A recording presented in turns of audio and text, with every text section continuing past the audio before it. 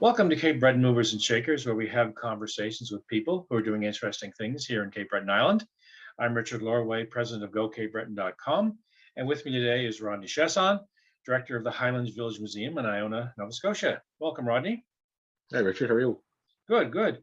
So for viewers who are not familiar, can you describe the Highland Village and what you would see there? So we're a 43-acre living history museum. We're situated on Hector's Point near Iona. We're on a hillside. We've got 13 period buildings overlooking the Bredor Lakes that'll take people through the story of the Gales that settled here in Nova Scotia. So we started in a period replica black house, which will give people some sense of what they left behind in Scotland. And then the rest of the journey through time here at the village takes them through life here in Nova Scotia from the time of settlement up until post-World War I. Okay, so it replicates sort of village life and the relationships among the people who would have been in the village at the time. Yeah, the idea is what we're trying to do is tell a story of how life changed for the people, the Gales, and basically how their story was shaped by things that are happening. So for instance, the Black House really is focused on those social and economic changes that were happening in Scotland that spurred the whole immigration process to begin with, whether it was actual forced evictions or which is in many cases it was people seeing the writing on the wall, changes in the kelp industry, especially in the Outer Isles, but also changes in the clan system. There's so many reasons why folks came here. So we'll talk a little bit about that in the Black House. The next era on site really talks about the adjustments that the Gales had to make when they settled here. They left primarily, most of them that came to Cape Breton in particular would have left areas that weren't the same as here. Climate was certainly different. They're much harsher winters here than they would have been used to in Scotland. The flora and the fauna were quite different. So they had a lot to do to prepare to get the land ready so that they could actually survive. And certainly the Mi'kmaq people played a huge role in that too. And there was certainly a relationship there that continued for the next 200 years. And then the third era that you're going to come into is really takes you into the mid 1800s, where immigration kind of comes to an end or kind of peters off a bit, but the peak migration by that time is pretty much over. There was somewhere between 30 and 50,000 Gaelic-speaking Scots that would have left Scotland and settled here in Nova Scotia, as well as Eastern Prince Edward Island. So by the middle part of the 1800s, we're starting to see things flourish. Communities are beginning to grow. The economy actually is pretty good. There's a lot of exports from rural communities to all over the globe. So it was a period of prosperity. And then we kind of wrap up the story on site in the latter part of the 1800s into the early 1900s, when there's a lot of outside influences coming in. There are social and economic changes happening throughout rural Nova Scotia, spurring a lot of out migration. So our people are going to Sydney and Glace Bay and the mines and the steel plant. They're going to central Canada. They're going to the Boston States, and they're going to other places looking for work. And we're starting to see things like the war, the railroads come through, and a lot of those outside influences are having an impact on rural communities. So that's the story that will take people through time. We've got period houses, a farm area. We have a schoolhouse, a store, a church that we brought by barge from Algawatch. We've got a blacksmith shop, a carding mill, and then just this past weekend, we've started to put the finishing touches on our shingle mill as well. So that'll be a nice new addition for people next year. So that'll give people sort of a real sense of how the story evolved over a little over 200 years. Gotcha. So my understanding is that most of the folks who ended up in Cape Breton left the Outer Hebrides. Is that correct? Outer Hebrides and there certainly was some inner Hebridean migration as well. and the Western Highlands as well. So those sort of three areas of Scotland were kind of primarily where folks came to Nova Scotia. Right. And so they were somewhat, in a way, isolated there, and they came to a place that was also somewhat, pre the causeway, pre all of that, pre Oh, roads. yeah, very much so. Yeah. When I was growing up, there were still, I guess several thousand native Gaelic speakers on the island. That's how old I am. Anyway, how many? I know there's been a bit of a revival, but do we have some of those original native Gaelic speakers left still? There's a few. We have lost a lot over the last couple of decades, in particular, but we are seeing a group of younger people taking it on, and they're not necessarily native speakers, although there are some. But they've mentored with those native speakers, Right. and creating a whole new crop of fluent Gaelic speakers. And it's not just about the language; it's about the traditions that come from the language as well. So the music, the song, the dance are all, the language is core to it, but all of these new culture bearers, we call them, Right. are certainly preserving things and helping create sort of a situation where the language and the culture will hopefully thrive in the years to come. Yeah, and probably in many cases their grandparents would have been native Gaelic speakers or in their families. Oh, absolutely. Yeah, Yeah. people that are very much So connected they've to got the the language and ear. culture. Yeah. Mhm. Gotcha. Okay. So how And long have there's you been involved with Highland Village? I started here in '93. Okay. And what drew you to this? Jim St. Clair, in, in a nutshell. In a I nutshell, that actually, was quick. yeah, I took the museum studies program at what was then University College of Cape Breton. It was the Right. Bachelor of Arts Community Studies, and it was a museum studies focus. So myself and Catherine Arsenault, who's the director out at the Beaton, Yep. we were mentored by Jim in a very big way, in terms of all things Cape Breton heritage, and that was what really got my interest, in terms of coming to the village. And so certainly my last name is Chaisson, but I do have Gaelic roots as well through McPherson's and Stewart's in Royal Antigonish County, so that I'm certainly connected to it as well. But it was really Jim that introduced me to the richness of the island, and then of course when I started here, it's been a learning process every day since. Excellent. Excellent. So you depend probably on tourists for part of your budget, and the last year or two has been difficult, of course, because of COVID. How have you coped during that period? We've been okay. We're actually a part of the Nova Scotia Museum system, so we are a provincial museum. We're not civil servants. The people that work here are actually employed by the society. The society has a management agreement with the province to operate the site on their behalf. Right. So we do have some stability there in terms of our funding from the province, and of course with the other subsidies or COVID-related subsidies, we've been managed all right. We've actually used the opportunity to pivot with some online programming. We've been able to keep staff employed, got caught up on some long overdue projects that we've had in the pipe for a long time, and been able to get some folks to do that, adhering to COVID protocols. And this year has been better. We've been pleased that we're starting to see numbers on a daily basis anyway, off in terms of off the road traffic, that are closer, if not at normal, from before 2019.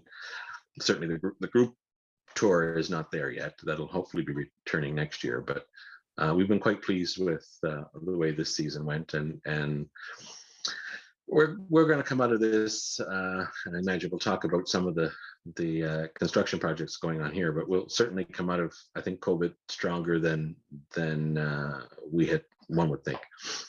Yes. Yes. Whatever they say, whatever doesn't kill you makes you stronger. So yeah, I think you learn to survive in times where the resources are scarce, and then you appreciate the times when things are a little more happening. So you mentioned Jim Sinclair. I know he was instrumental in one of the people who helped get the church from Malagawach to there. Can you talk a bit about that project? I mean, I've also, by the way, I've also bought for my grandkids. It's a children's book, The Malagawach Mice. Malagawach Mice, yeah. Yeah, Caroline Sellings. great story. Yeah, yeah. She was never here. She just saw the story Really? of the yep. She's never been to Cape Breton. She's a woman from Ontario. She saw the story of the church moving on national television and was in touch with Jim to get some information, and then created this wonderful line of storybooks, children's books based on the Malagawach mice. Because her big question was, okay, we're moving the church to Iona. What are the mice going to do for a place to live? So, Right. yeah. So how did you move the church? It was a process. Very carefully. Very carefully, yeah. The society, I came here in '93, and the society for many years had been looking for a church sort of to complete the village in a sense, because that was at that point there was a store, there was a school, we had a carding mill, a blacksmith shop, barn. It was really the church being the center of the community was missing from the site. So we even wait through the 1990s, we looked at a few options, and there was always some challenges, whether it was location, whether it was still being in use and the community wasn't ready to give it up. I think there was one actually church building before I came along that they had settled on, but then the local fire department had used it for practice. Oh, really? Ouch, yeah. Anyway, patience paid off, because we did get this wonderful building that was basically pristine in terms of its historical presentation, because there was very little done to it to modernize it. It didn't have any of the 1970s paneling that existed in a lot of buildings that we would have had to do. It looked authentic from the 1870s, which is when it was built. So there was one living member of the congregation left. Jim knew him well, went over, had a chat with him, and he said he would be very pleased to see it come to the village. Yes. And we began the process. We had a chat with Leslie McIntyre, Bedeck, who runs Straight Services, does towing. He's basically moved everything under the sun. So Yeah. this was a challenge for him. And Les made it happen. We had some funding partners in place, the COA, the province, and so on, and then began the painstaking process of moving it over, and everything moved quite nicely.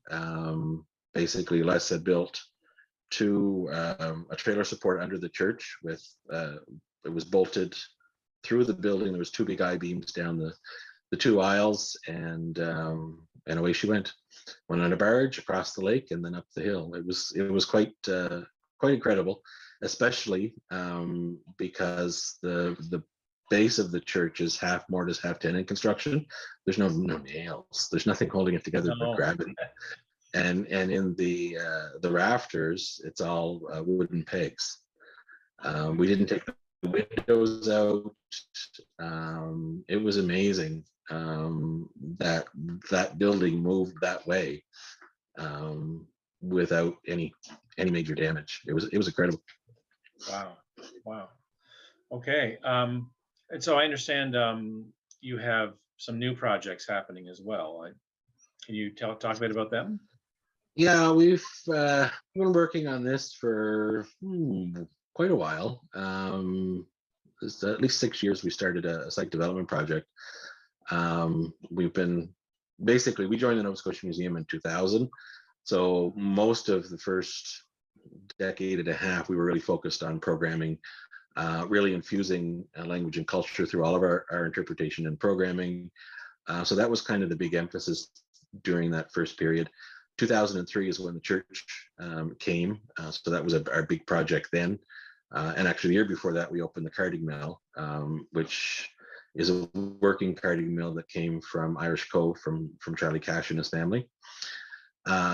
So during the mid 20-teens, we started, okay, we need to look at our facilities, what we have and what our needs are for the next several years, for the next several decades. At that point, we were seeing growth, which, especially from the cruise ship, we were seeing growth in visitation that really saw us outgrowing the facilities we had. Our current visitor center was actually built as an artifact storage building in 1979. We had an indoor stage facility. The contemporary support structures were really showing their age and weren't really effectively supporting our needs. So in 2016, we put together a site development strategy. We met with our funding partners at all levels. Victoria County was actually even in with $100,000 before we even finished the strategy. They saw the real potential there.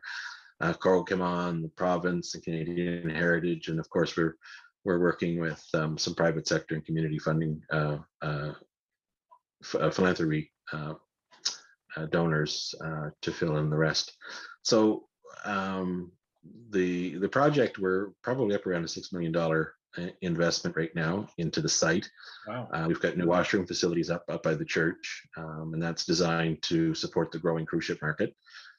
And also for programming that goes on in the church itself, because we do have weddings, we do concerts for Celtic Colors, Music Royale, and other events.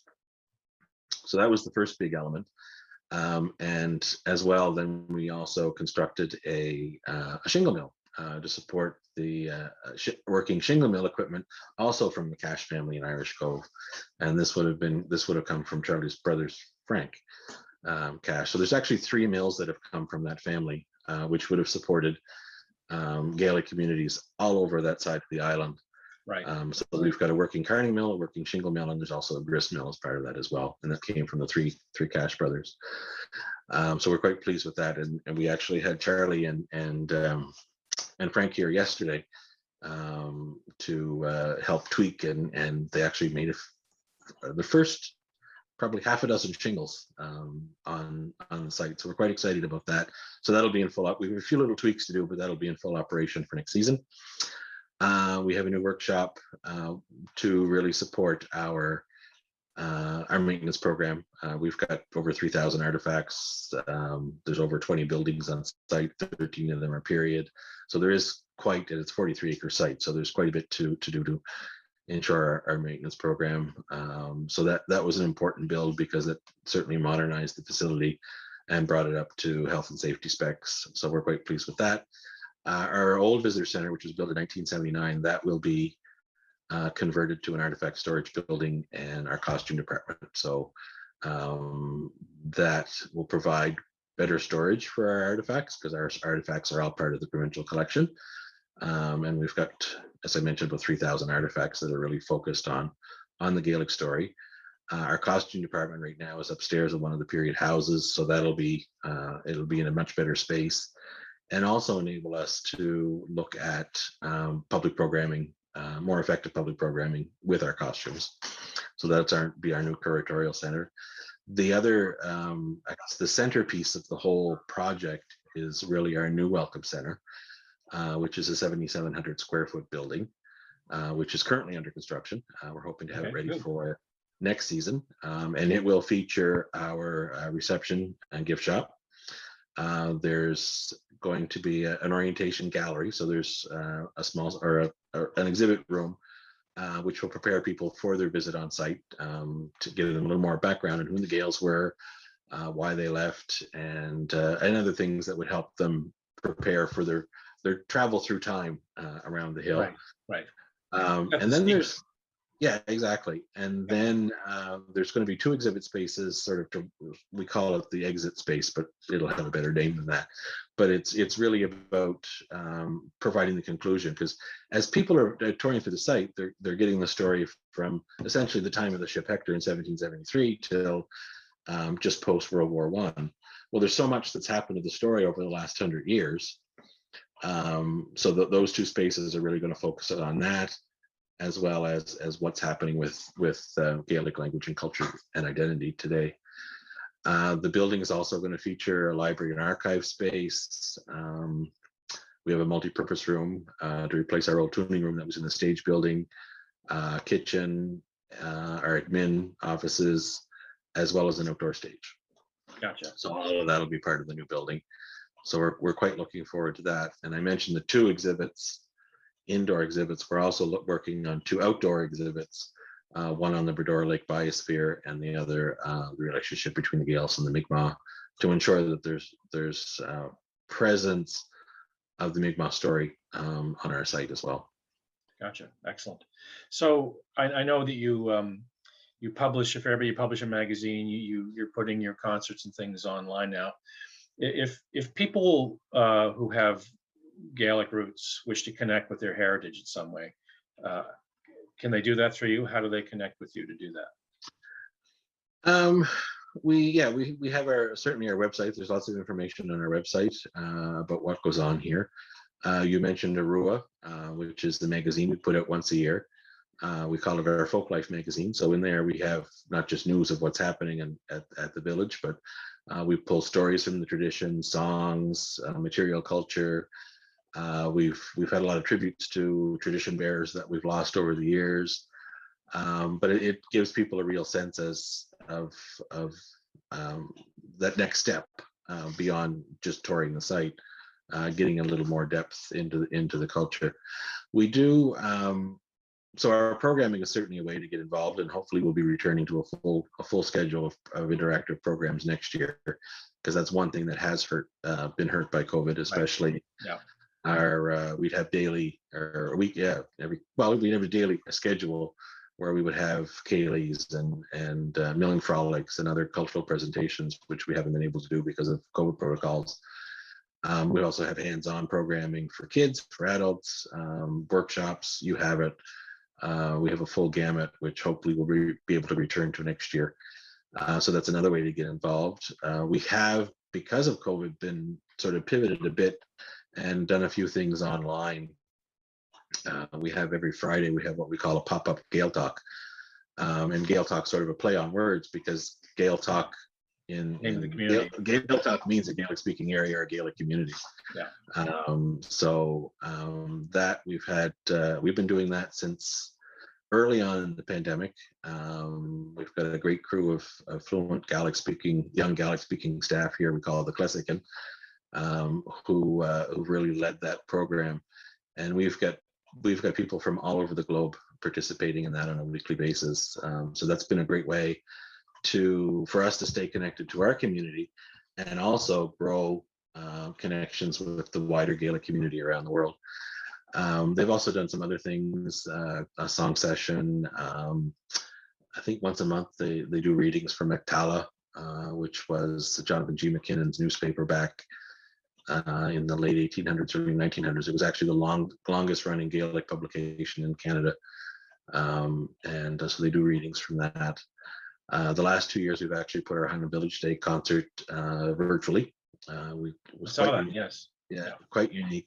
Last year's concert, which was our 59th, was filmed around different locations around the site. And we pulled together some folks that have been part of the Highland Village stage for a very long time. So we were quite pleased with that. Didn't think we were going to have to do another one, but this year we did again. And this was our 60th anniversary. And so the focus this year, because it was the anniversary, was really to pay tribute to the past. And we did that with some video clips from past concerts on the Hill, but also with folks that have been part of the tradition for a very long time.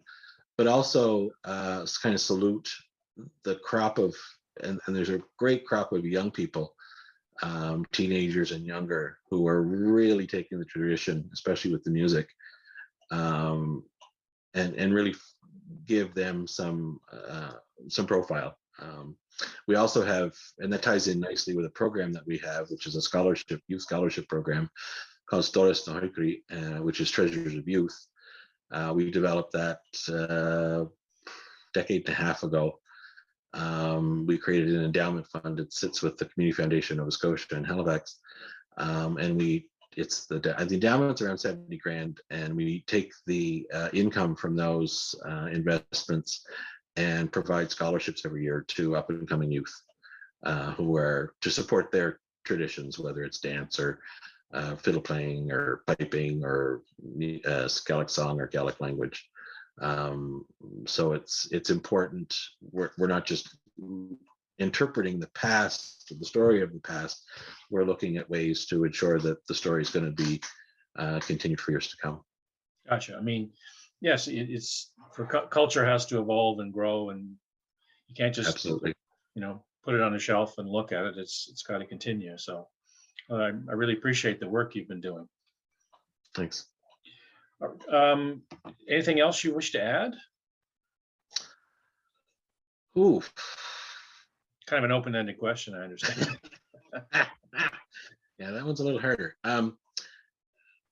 I think we're quite excited about the future. I think what we're going to come out of with COVID, or come out of in spite of COVID, in a sense. In some cases, it's also a help with COVID, because the province was very supportive in terms of the capital project we're doing, which is really going to position us for moving forward beyond COVID. I think what we've seen in the last couple of years around the island and around all of Atlantic Canada really is the renewed interest in our lifestyle, in the place. And I think we're seeing that in, I think, interest in tourism. I think we're seeing that in people coming here to live and stay and work. Yes, I would agree. Yeah. So I think for us, all of those elements of the basis of why we have the life the way what we have now can be found really in the interpretation that we're doing, because it has done so much to shape what we're known for on this island. So I think that's quite positive. I think tourism is going to come back nicely. There's a lot of great developments happening around the island. Certainly, what's happening here is one piece of it. So I think there's some great things ahead, and we're looking forward to being part of that. Super, super. Well, thanks so much for your time today, Rodney. Thank you. I've been speaking with Rodney Chaisson, director of the Highland Village Museum in Iona, Cape Breton, and we'll see you next time on Cape Breton Movers and Shakers.